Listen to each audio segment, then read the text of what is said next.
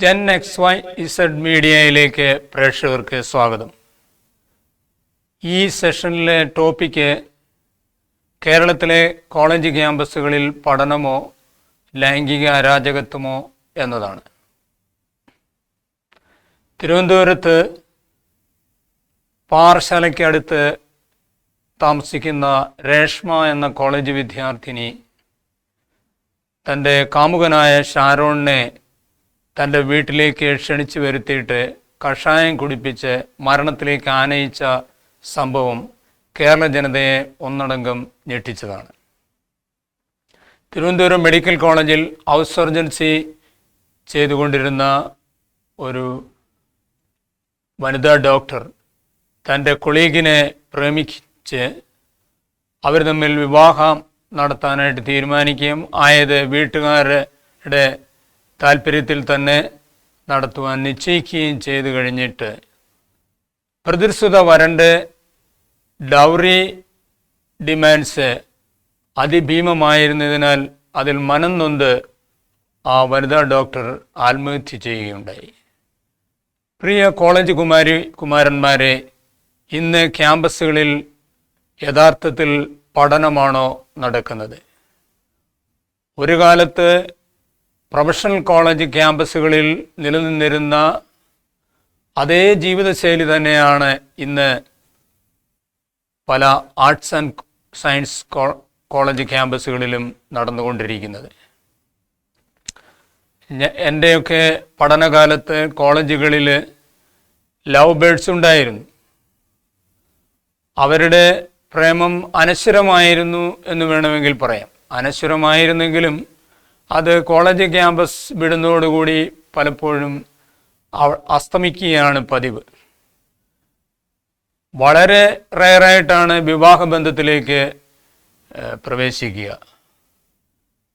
Even ഒരു ശാരീരിക ബന്ധത്തിൽ ഏർപ്പെടുക എന്നതും വളരെ അപൂർവം കേസുകളിലേ നടക്കാറുള്ളൂ.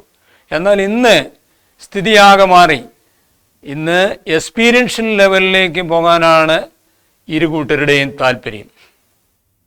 ഇന്ന് ക്യാമ്പസുകളിലൂടെ നടന്നാൽ ഇത് നമുക്ക് വളരെ വ്യക്തമായിട്ട് മനസ്സിലാക്കാനായിട്ട് സാധിക്കും. ഒരുപക്ഷെ ആദ്യം തോളിൽ കൈയിടുന്നതായിരിക്കാം, അത് കഴിഞ്ഞ് പിന്നെ മടിയിലിരിക്കുന്ന ഇതിലുള്ള മത്സരമായിരിക്കാം, പിന്നെ മടിയിൽ കിടക്കുന്നത് ആയ അതിനുശേഷം സാധാരണ ഇന്ന് കോളേജുകളിൽ അതായത് ഈ വർഷാവസാനമോ അതിനു മുമ്പോ ഉള്ളതായ ഈ സ്റ്റഡി ടൂർ പ്രോഗ്രാംസ് അതിന് പങ്കെടുക്കുന്നത് വളരെ ഹരമായിട്ടുള്ള കാര്യമാണ്. എനിക്കറിയാവുന്ന ഒരു കോളേജ് വിദ്യാർത്ഥിനിയെ ഈ സ്റ്റഡി ടൂറിൻ്റെ ഭാഗമായിട്ടുള്ള അധ്യാപിക അവളുടെ ഡ്രസ്സ് കണ്ടിട്ട് വളരെയധികം വളരെ അവളെ താക്കീത് ചെയ്തു. നീ എന്തുകൊണ്ടാണ് ഇങ്ങനെ ഒരു ഡ്രസ്സ് ധരിച്ചുകൊണ്ട് ഈ ടൂർ പ്രോഗ്രാമിന് വന്നിരിക്കുന്നത്? നിനക്ക് കുറച്ചുകൂടെ ഫാഷനബിളായിട്ടുള്ള ഡ്രസ്സ് ധരിക്കരുതോ എന്ന് അവളോട് വളരെ കണിശമായിട്ട് ആവശ്യപ്പെടുകയുണ്ടായി. എന്തായാലും ഈ ടൂറ് അവർ ഗോവയിലെത്തിയപ്പോൾ സ്ഥിതിയാകെ മാറി. ആൺകുട്ടികളും പെൺകുട്ടികളും ഒരുപോലെ മദ്യക്കുപ്പികളിൽ മുങ്ങിത്താണു എന്നാണ് എനിക്കറിയാൻ കഴിഞ്ഞത്. മാത്രമല്ല, അന്ന് അവരുടെ റിസോർട്ട് വാസയിടങ്ങളിൽ അവർ തങ്ങളുടേതായ റൂമുകളൊക്കെ വിട്ടിട്ട് തങ്ങളുടെ സ്നേഹിതരോടൊപ്പം ഒരുമിച്ച് ആ രാത്രി കഴിഞ്ഞു. അത് വളരെ ആലിംഗ്യബദ്ധരായി തന്നെയാണ് അവർ കഴിഞ്ഞതെന്നാണ് ഈ ഇതിലേക്ക് കടക്കാതെ മാറി നിന്ന കുട്ടികൾ പറഞ്ഞത്. അവർ വേറെ റൂമിൽ കിടന്നു. അവരെയൊക്കെ മണ്ടന്മാരും മണ്ടികളുമായിട്ടാണ് ഇവരെ കണക്കാക്കിയത്. ഇതേപോലെ തന്നെ എഞ്ചിനീയറിംഗ് കോളേജിലെ വിദ്യാർത്ഥിയും ഇതേ അനുഭവം എന്നോട് പങ്കുവയ്ക്കുകയുണ്ടായി. കൂടെ വരുന്ന അധ്യാപകർക്ക് യാഥാർത്ഥ്യങ്ങളൊക്കെ അറിയാമെങ്കിലും അവർ കണ്ണടയ്ക്കുകയാണ് പതിവ്. അവർ ഈ വിദ്യാർത്ഥികളോട് എമ്പതൈസ് ചെയ്യുന്നു എന്നാണ് അതിനെക്കുറിച്ച് മനസ്സിലാക്കുന്നത്. കേരളത്തിലെ ഒരു നഗരത്തിലെ യൂണിവേഴ്സിറ്റി ക്യാമ്പസിൽ ഉണ്ടായിരുന്ന വനിതാ ഹോസ്റ്റലിൽ ഒരു വിദ്യാർത്ഥിനി ഒരു രാത്രിയിൽ തൻ്റെ സ്നേഹിതനോട് ഫോണിൽ കൂടെ, ഒരുപക്ഷെ വീഡിയോ കോളായിരിക്കും, അവൾ വളരെ പരിമിതമായ ഡ്രസ്സാണ് ധരിച്ചിരുന്നതെന്നാണ് പറയുന്നത്. കാമുകനുമായിട്ട് സംസാരിച്ചു കൊണ്ടിരുന്നപ്പോൾ കൂടെ ഉണ്ടായിരുന്ന റൂംമേറ്റ് ഈ വിഷയം ഹോസ്റ്റൽ വാർഡനെ അറിയിച്ചു. ഹോസ്റ്റൽ വാർഡന് അത് ഡീൽ ചെയ്യാനായിട്ട് ബുദ്ധിമുട്ടായി. അവരെന്ത് ചെയ്തു, അവർ ക്യാമ്പസിലുള്ള മറ്റൊരു പുരുഷ അധ്യാപകനെ, അദ്ദേഹം വിദ്യാർത്ഥികളുമായിട്ട് വളരെ നന്നായിട്ട് ഇടപെടുന്ന ആളാണ്, വളരെ സജീവമായിട്ട് ക്യാമ്പസിലുള്ള ഒരു അധ്യാപകനാണ്, അദ്ദേഹത്തിന് ഡീൽ ചെയ്യാൻ പറ്റും എന്ന് മനസ്സിലാക്കി അദ്ദേഹത്തോട് പറയുകയുണ്ടായി. അദ്ദേഹം താമസിയാതെ ഈ പെൺകുട്ടിയുടെ വീട്ടുകാരെ അറിയിക്കുകയുണ്ടായി. എന്നാൽ അദ്ദേഹം പ്രതീക്ഷിച്ചതിന് വളരെ വിപരീതമായ ഒരനുഭവമാണ് അദ്ദേഹത്തിനുണ്ടായത്. അവർ വളരെ പ്രതികൂലമായിട്ട് അദ്ദേഹത്തെ നേരിട്ടു.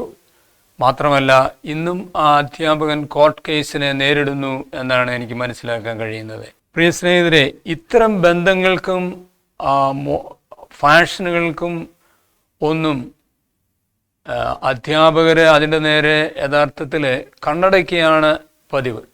കാരണം അതാണ് ബുദ്ധി എന്ന് അവർ കരുതുന്നു.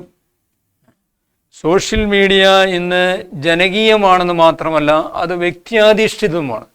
അതുകൊണ്ടാണല്ലോ പ്രായമായവരും ഈവൻ ശിശുക്കൾ പോലും സോഷ്യൽ മീഡിയയ്ക്ക് അഡിക്റ്റഡ് ആയിക്കൊണ്ടിരിക്കുന്നത്. തികച്ചും കസ്റ്റമർ ഫ്രണ്ട്ലിയാണ്. പഠനം, വായന അഥവാ ഗവേഷണോത്സുകത, ധാർമ്മികത, അതുപോലെ തന്നെ കാഴ്ചപ്പാടുകൾ, എല്ലാറ്റിനുപരിയായി ബുദ്ധി കൂർമ്മത, ബുദ്ധി വൈഭവം, ഇതിനൊക്കെ ഇന്ന് സാരമായ ക്ഷതം വിദ്യാർത്ഥികളുടെ സംഭവിച്ചു എന്ന് തന്നെ പറയാം. അതിനെല്ലാം മൂലകാരണമായിരിക്കുന്നത് ഈ മൊബൈൽ ഫോണിൻ്റെ അഥവാ സോഷ്യൽ മീഡിയയുടെ അമിത ഉപയോഗമാണ്. എക്സാം പീരീഡിൽ ഒരു മാസത്തേക്ക് എക്സാം തീരുന്നിടം വരെ ഈ സോഷ്യൽ മീഡിയയുടെ ഉപയോഗം അഥവാ അത്തരം ആപ്പുകൾ ബ്ലോക്ക് ചെയ്യുക, അത് റിമൂവ് ചെയ്യുക ഒക്കെ ചെയ്യുന്ന മെഡിക്കൽ എഞ്ചിനീയറിംഗ് വിദ്യാർത്ഥികളെ എനിക്കറിയാം. ഈ ജീവിതത്തിൻ്റെ അർത്ഥലക്ഷ്യങ്ങൾ ഭൂരിപക്ഷം വിദ്യാർത്ഥികൾക്കും നഷ്ടപ്പെട്ടിരിക്കുകയാണ്. വിദ്യാഭ്യാസത്തിൻ്റെ മഹത്വമോ ഉദ്ദേശമോ പോലും മനസ്സിലാക്കാത്ത അനവധി വിദ്യാർത്ഥികൾ ഇന്ന് ക്യാമ്പസുകളിലൂടെ ഉഴലുന്നു എന്ന് വേണം പറയാം. കഠിനാധ്വാനം, ആത്മാർത്ഥമായ പരിശ്രമം ഒക്കെ നല്ല വിജയത്തിന് ആവശ്യമല്ലേ?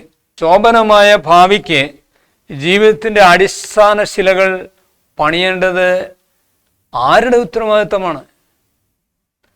അഴിമതിയും വർഗീയതയും സ്വജനപക്ഷപാതവും കൊടികുത്തി വാഴുന്ന ഈ സമൂഹത്തിന്, രാഷ്ട്രത്തിന് വെളിച്ചം പകരുവാൻ, ദിശാബോധം നൽകുവാൻ എന്നെ കേൾക്കുന്ന യുവാവേ, യുവതിയെ, നിങ്ങൾക്ക് മാത്രമേ സാധിക്കുകയുള്ളൂ.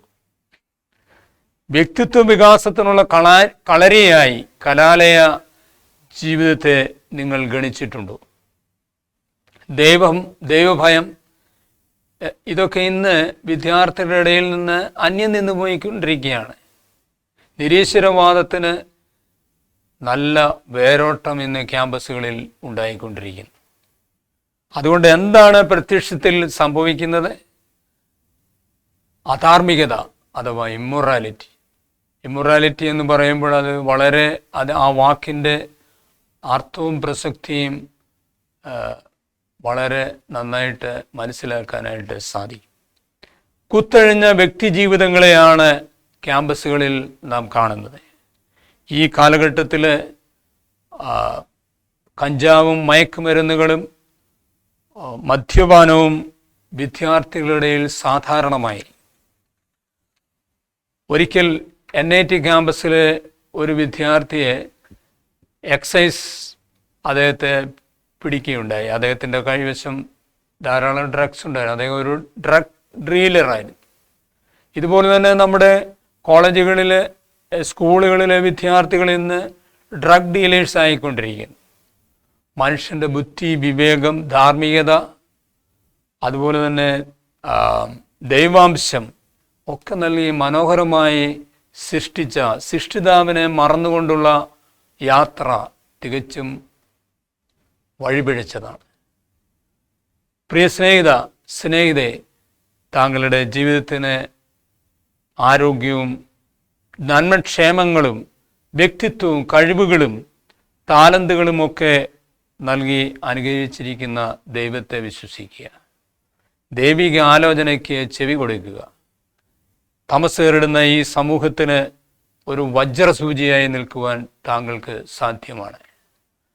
സൃഷ്ടിതാവും ദൈവവുമായുള്ള ആ സൃഷ്ടിയുടെ ജീവിതം വളരെ ധന്യമാണ്.